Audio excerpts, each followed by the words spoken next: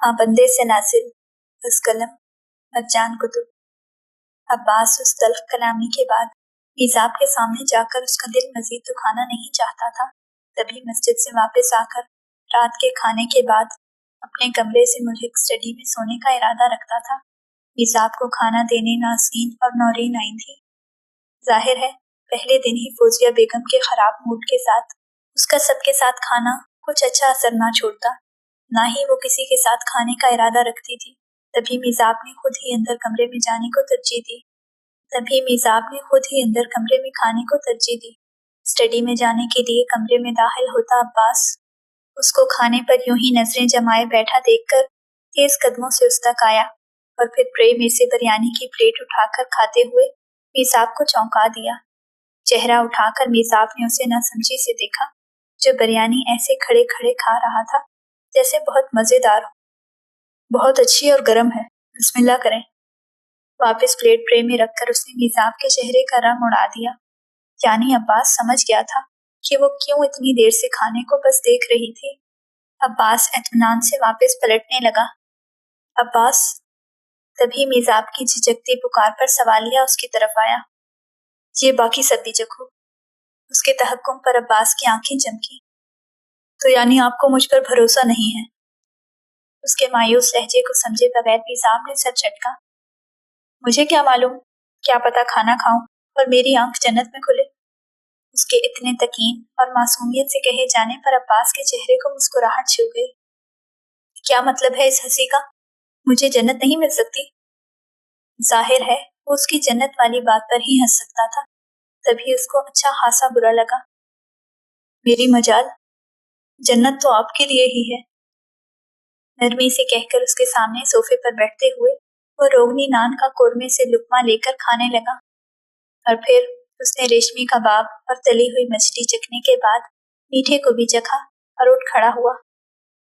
मलका आलिया, गुलाम सलामत है, आप अब खाना खा सकती हैं। उसके लहजे में कोई तंज नहीं था। तभी मिज़ाब ने उसे खफगी से देखा और ना चाहते हुए भी उसका मुरझाया हुआ दिल खिलने लगा। अब हर जगह तो आपका गुलाम मौजूद नहीं हो सकता, तो आपने सबके खाना शुरू करने के बाद उसी डिश से खाना है जिससे बाकी सब खा रहे हों। वो उसके अगले नरम मशवरे पर उसका चेहरा कितनी देर तक देखती रही। कभी उसका इस तरीके की तरफ ध्यान क्यों नहीं गया? शायद उसका हर इंसान और हर शय से एतबार उठ गया था। मिज़ाब ने दिल को डपट कर चमक उठती भूख से खाने को देखा और अब्बास उसको इत्मीनान से खाते देखकर स्टडी की जानिब बढ़ गया। सुबह फजर पढ़कर उसने कुरान की तलाश में इर्द गिर्द नजर दौड़ाई, मगर कहीं ना मिलने पर अपने सेल फोन में ही पढ़कर सोफे के पास रखे सूटकेस तक आई, जो रात को ही उसके घर से मुदस्सिर लेकर आया था, मगर उससे नीचे जाकर नहीं मिली। अब जिसने जो समझना है समझ ले, उसे परवाह नहीं थी। ब्रीफ केस से कढ़ाई वाली हल्के गुलाबी रंग के कपड़े निकालकर वो वॉशरूम से जिस वक्त तैयार होकर बाहर निकली, उसके सेल फोन ने बज बज कर कमरे को सर पर उठा रखा था। सर पर दुपट्टा पहन के उसने मुदस्सिर के जगमगाते नाम को देखकर कॉल रिसीव की। अस्सलामुअलैकुम मुदस्सिर। उसकी मध्यम आवाज पर मुदस्सिर तेजी से अपनी जगह छोड़कर उठ खड़ा हुआ। वालेकुम अस्सलाम। तुम कहाँ हो? तुम ठीक हो ना? किसी ने तुम्हें कुछ कहा तो नहीं? उसके एकदम परेशानी से कहे जाने पर मिज़ाब ने गहरा सांस लिया। क्या हुआ है तुम्हें सुबह सुबह? सब ठीक है ना मुदस्सिर? स्टडी से निकलता अब्बास आगे बढ़ जाता, अगर जो वो नाम ना सुनता। उसे अपने चेहरे पर तारी होती नागवारी का इल्म नहीं था। मैं बिल्कुल ठीक हूँ, और नहीं, मुझे ना किसी ने कैद किया है और ना ही कोई जुल्म कर सकता है मुझ पर। उसके ठंडे ठार लहजे पर भी दूसरे जानिब मुदस्सिर को तसल्ली नहीं हुई। मैं थकी हुई थी, और वैसे भी कौन सा जमाने से तुम सबसे नहीं मिली। मिज़ाब का अंदाज उसकी बेचैनी पर हल्का फुल्का हुआ। तुम खौमखा। उसकी बात बीच में ही रह गई, क्योंकि अब्बास उसके हाथ से सेल फोन लेकर कान से लगा चुका था। करंट खाकर पलटती मिज़ाब ने उसको बेयकीनी से यूं देखा जैसे उसे अब्बास की इस हरकत का जरा यकीन न आया हो। तुम्हें इनके बारे में परेशान होने की जरूरत नहीं है, ये अपने शौहर के घर बहुत हिफाजत से हैं। मुदस्सिर जो कुछ और कहने वाला था, दूसरी जानिब से आती आवाज और उसके सख्त लफ्जों पर तिल मिला कर रह गया। मिज़ाब ने आंखें फैलाई अब्बास को देखा, जो नागवारी से कॉल काट कर सेल फोन उसके अभी तक खुले रह जाते हाथ में पकड़ाकर यूं ही माथे पर शिकने लिए जाने लगा। मीज़ाब का सेल फोन फिर से बज उठा। इसकी तो। अब्बास जिस तरह उसका फोन दोबारा लेने को पलटा, मीज़ाब बौखला कर पीछे हुई। मेरी दोस्त की कॉल है, कहते साथ तेजी से सेल फोन स्क्रीन उसके सामने लहराई जिस पे उर्दू में जीनत लिखा था। अब्बास की निगाह स्क्रीन से होकर मीज़ाब के चेहरे तक गई। बौखलाया, घबराया सा चेहरा उसकी सारी कोफ्त और नागवारी को भग से उड़ा ले गया। माजरत। दायां हाथ मफामती अंदाज में उठाकर जैसे ही पीछे हुआ, मीज़ाब ने कब का रोक रखा सांस बमुश्किल बहाल किया। ये कोई तरीका नहीं था मुदस्सिर से बात करने का।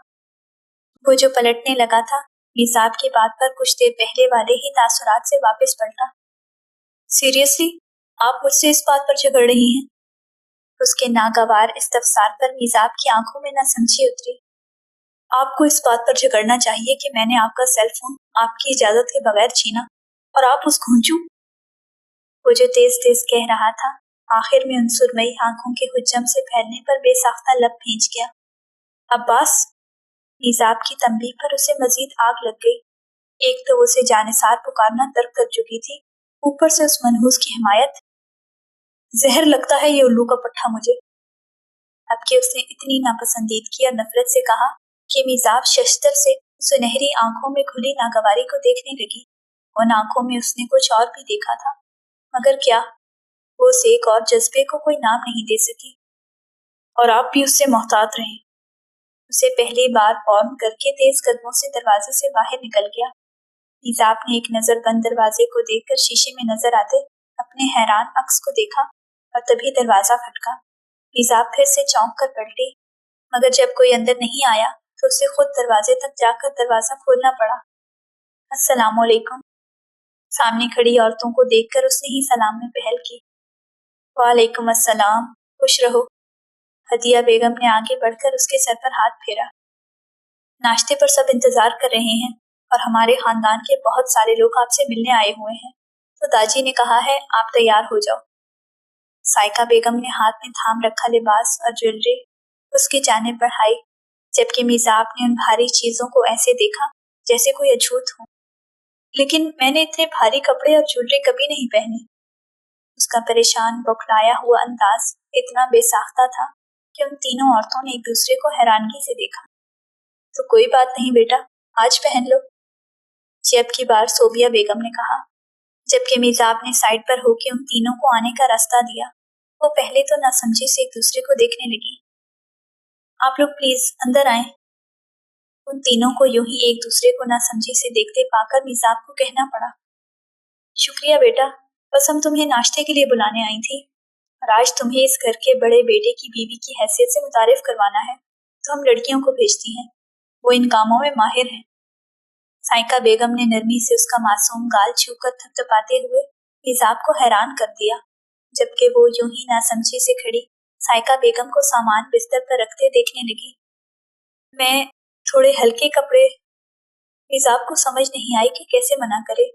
कल ही इन लोगों को बवांगे दहल बताया था कि लड़ाई झगड़े और दुश्मनियों को बढ़ावा देने नहीं आई, तो अब फिर कैसे रोकती। पहनोगी तो ठीक हो जाएगा, और ज्यादा तंग किया इस लिबास ने तो देख लेंगे। सोबिया बेगम ने उसके परेशान तासुरात पर मुस्कुरा कर कहा और फिर बाहर चेहरा करके नाज़नीन और नौरीन को आवाजें देने ही लगी कि वो दोनों ऐसे भाग कर आईं जैसे यहीं कान लगाए खड़ी थी। उन दोनों को कहकर तीनों औरतें वापस पलट गईं। वैसे तो यहाँ घर के मर्द और औरतें इकट्ठा नाश्ता करते थे, मगर अब्बास और मीज़ाब की निकाह के बाद उनके बहुत से रिश्तेदार कल शाम ही आने शुरू हो गए थे, तो ऐसे में मर्दों के नाश्ते का इंतजाम मर्दाने में और औरतों का हॉल में होना था। आ जाएं भाभी। नाज़नीन ने मुतफक्किर खड़ी मीज़ाब को इजाजत देते हुए चौंका दिया। उसने साइड पर होते हुए दोनों को अंदर आने का रास्ता दिया। आप ये कपड़े बदल लें, फिर हम आपकी मदद करवाती हैं। नौरीन ने उसके हाथ जिंक रंग का लिबास पकड़ाया, जबकि मीज़ाब उन कपड़ों को जिन नजरों से देख रही थी उस पर दोनों हंसने लगी। और फिर कुछ देर बाद जब मीज़ाब रहमत लिबास तब्दील करके बाहर निकली तो उन दोनों की हंसी को ब्रेक लग गया। मुझे नहीं लगता मैं इसमें कंफर्टेबल रहूंगी। मीज़ाब ने उनकी खामोशी से बेखबर कहकर सर उठाया। तुम दोनों को क्या हुआ? آپ تو بہت خوبصورت ہیں۔ ان دونوں کے برجستہ کہے جانے پر میزاب کی ہنسی بے ساختہ تھی۔ نازنین اور نورین نے ایک دوسرے کو مسکراتی نظروں سے دیکھا۔ وہ پہلی ملاقات کا مغرور سا تاثر ہوا میں کہیں تحلیل ہو چکا تھا۔ جزاک اللہ، میزاب نرمی سے کہہ کر آگے بڑھی، اور پھر ان دونوں نے اس کی نہ کے باوجود اسے اچھا خاصا تیار کر دیا، حالانکہ وہ پھر بھی ان کے یہاں کی دلہنوں سے بہت کم تیار ہوئی تھی۔ ماشاء اللہ، ان دونوں کے کہے جانے پر میزاب نے آئینے میں نظر آتے اپنے عکس کو دیکھا جو تھوڑی سی تیاری سے ہی سنور گیا تھا۔ اس کا جی نہیں چاہ رہا تھا، مگر یوں پہلے مرحلے میں ہی نہ بدمزگی چاہتی تھی نہ ہی تلخ کلامی۔ اور جس وقت میزاب نازنین اور نورین کے ساتھ نیچے ہال میں داخل ہوئی، ناشتے کی طویل میز پر بیٹھی سب عورتیں اور لڑکیاں باتیں ترک کر کے اس کو حیرانگی سے دیکھنے لگیں، جو اس خوبصورت لباس اور ہلکی پھلکی جویلری اور میک اپ کے ساتھ کسی مصور کا مکمل، خوبصورت اور آخری شاہکار لگ رہی تھی۔ جو محسوس ہو رہا تھا اسے بنانے والے نے بہت فرصت اور چاہت سے تخلیق کیا ہوگا۔ یہ مبالغہ آرائی نہیں تھی۔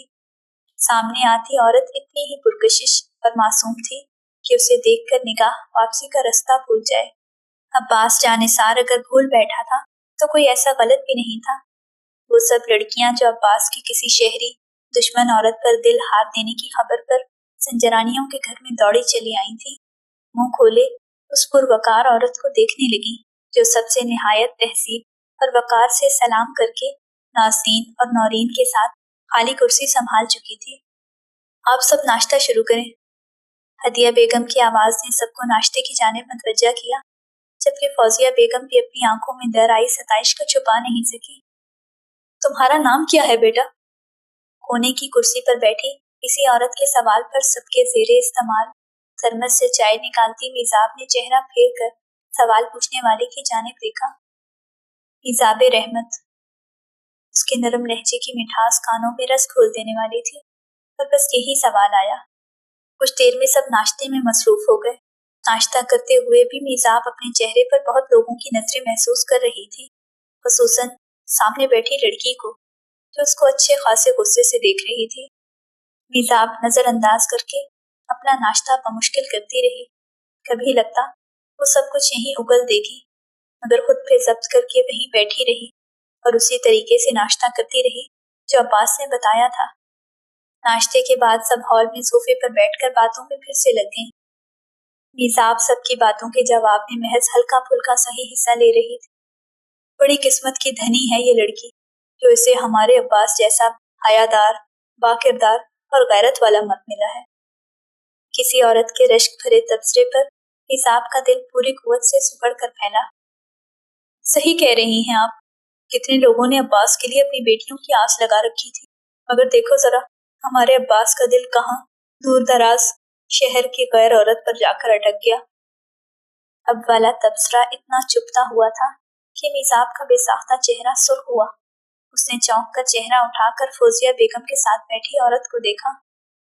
بس روح کو ڈھونڈ لیتی ہے باجی، چاہے بیچ میں 7 سمندر کیوں نہ موجود ہوں۔ میزاب کا سرخ پڑتا چہرہ دیکھ کر صوفیہ بیگم نے مسکرا کے بات سنبھالی۔ بات تو صحیح ہے، مگر سب لوگ اتنی باتیں بنا رہے ہیں کہ زنجرانیوں کے سردار نے دشمن عورت کے آگے گھٹنے ٹیک دیے ہیں۔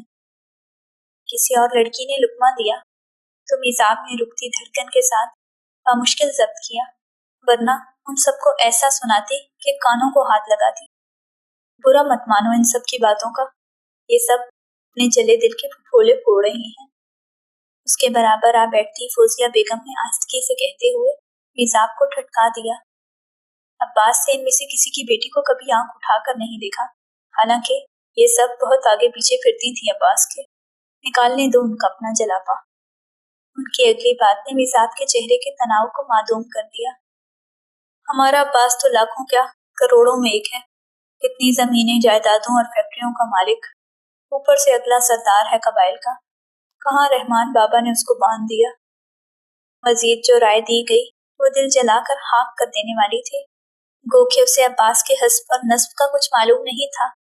بے شک میزاب نے اسے کبھی اپنا ملازم نہیں سمجھا تھا، مگر نہ جانے کیوں ان سب لوگوں کی ملال اور افسوس میں ڈوبی باتیں سنتے ہوئے اسے افسوس ہونے لگا۔ बसंजो खानदान में उस आन बान वाले शख्स को बॉडीगार्ड और सिक्योरिटी चीफ की तरह ट्रीट किया जाता रहा, और यहाँ शहजादों की तरह अपने लोगों के दरमियान रहने वाले ने उनके साथ कैसे गुजारा किया होगा। वो उन्हीं सोचों में गलता थी कि पुष्ट से आती संजीदा गंभीर आवाज पर उसका धड़कता दिल ठहर गया। आपने बुलाया मुझे, फौजी अम्मी? अब्बास की आवाज पर अब भी मिजाब ने चौंक कर सारी लड़कियों को सीधा होते देखा। सबने नजाकत से अपने बाल और कपड़े संवारे। हाँ, इधर आओ। उन्होंने इशारे से उसे सामने आने को कहा, जबकि अब्बास इतनी सारी औरतों के बीच बुलाए जाने पर नासमझी से झिझक कर वहीं खड़ा रहा। अरे यहाँ तो आओ और मिजाब को कमरे में ले जाओ, थक गई है इतने भारी लिबास में। फौजिया बेगम की बात पर सब लड़कियों ने नागवारी से एक दूसरे को देखा। फौजिया बेगम ने अपनी जगह से खड़ी होते हुए आंखें फैलाकर अपनी जानिब देखती मिजाब को आंख से उठने को इशारा किया। वो उसे उठने में मदद देना चाह रही थी। मिजाब नासमझी से उनके नरम संजीदा चेहरे को देखती रही। कल वाला मरने मारने वाला चेहरा कहीं भी नहीं था। वो सारी सोचें झटक कर तेजी से उठ खड़ी हुई। मिजाब वाकई मजीद यहाँ नहीं बैठ सकती थी। अब्बास पीछे से चलकर आगे आते हुए फौजिया बेगम के सामने तक आकर ठहर गया। नहीं, वो ठहरा नहीं, साकिन हुआ था। अपनी पूरी हस्ती समेत चेहरे पर मुस्तरिब और बेचैन तासुरात सजाए सामने खड़ी मिजाब रहमत को उसने रुकती सांस के साथ देखा। वो शायद वाकई बेआराम हो रही थी। क्या पहली बार इतना बना संवरा देखकर उसका दिल धड़कना भूल गया था? नहीं, वो तो सादगी में भी अब्बास के आसाब और दिल का इम्तिहान थी, मगर पहले उस पर सब जानते हुए अपनी नजर इतने हक से टिका नहीं सकता था। मिजाब रहमत तब उसकी नहीं थी और अब वो अब्बास जानेसार की थी। अब्बास ने एक ट्रांस में अपना हाथ उसके सामने फैलाया तो मिजाब को अपनी निगाह उठाकर उसे देखना पड़ा, मगर उन नजरों में कोई ऐसा जज्बा था कि उन आंखों में ज्यादा देर नहीं देख सकी। खुद पर जमी हसद और रश्क भरी नजरों को महसूस करके उसने अब्बास के हाथ को खाली नहीं लौटाया, बल्कि अपना हाथ देखकर उसे गनी कर दिया। माशाल्लाह, साइका बेगम ने आगे बढ़कर चन्नाके से हर जानिब तारी हुआ सहर तोड़ दिया। आप ठीक हैं? संभल कर मिजाब के कुछ मुतफक्किर से तासुरात पर उसे पूछना पड़ा, और उसके अंदाजे तहातुब पर सब औरतों ने एक दूसरे को देखा। ठीक हूँ, तुम्हें तो मालूम है मैंने कभी ऐसे लिबास और जूते नहीं पहने। अपने उसी पुरएतमाद लहजे में कहते हुए उसने टहनों को छूता वरारा ऊपर करके अपने दाएं पांव बाहर निकाला, और अब्बास ने बेसाख्ता चेहरा झुकाकर उसके सुर्ख होते पांव को देखा। वो नफीस तंग सी हील्स उसके पांव को तकलीफ दे रही थी। आपको पहनने की क्या जरूरत थी? नरमी से कहकर हल्के ब्राउन कमीज शलवार पर डार्क ब्राउन बास्केट पहने अब्बास जानिसार को सबने उस औरत के कदमों में झुकते देखा। मिजाब की एक पल को धड़कन ठहरी। अब्बास का ऐसा तर्ज अमल उसके लिए मामूल की बात थी, मगर उन सब औरतों और लड़कियों की नहीं जो होंठों पर हाथ रखे अपने मुंतखब सरदार को बेयकीनी से देख रही थी। फौजिया बेगम ने बहुत गौर से अब्बास के नर्म पर मिजाब के मुस्कुराते चेहरे को देखा। वो किसी मामूल की तरह झुककर अपने कदमों में बैठे अब्बास के दाएं शाने पर हाथ रखते हुए खुद को सहारा दे रही थी। नौरीन और नाज़रीन ने मुस्कुराहट दबाकर एक दूसरे को देखा और आंख मारते हुए सेल फोन में तस्वीरें लेने लगी। ये एक तारीखी मंजर था। जागी की औरतें पहली बार किसी मर्द को अपनी बीवी की ऐसी नाज बर्दारी करते देख रही थी। अब्बास ने हील्स के बकल खोलकर उसके पैर बारी बारी उन तंग हील्स से आजाद कर दिए। मिजाब ने गहरा सांस लेकर शुक्र का कलमा पढ़ा और फिर यूं ही सर उठाकर उसने नासमझी से सबके शिश्तर और दंग तासुरात देखे। अब्बास बाएं हाथ में हील्स को स्ट्रिप से पकड़े उठ खड़ा हुआ। किसके साथ जाएंगी? उसका यकीनन इरादा मर्दाने में जाने का था।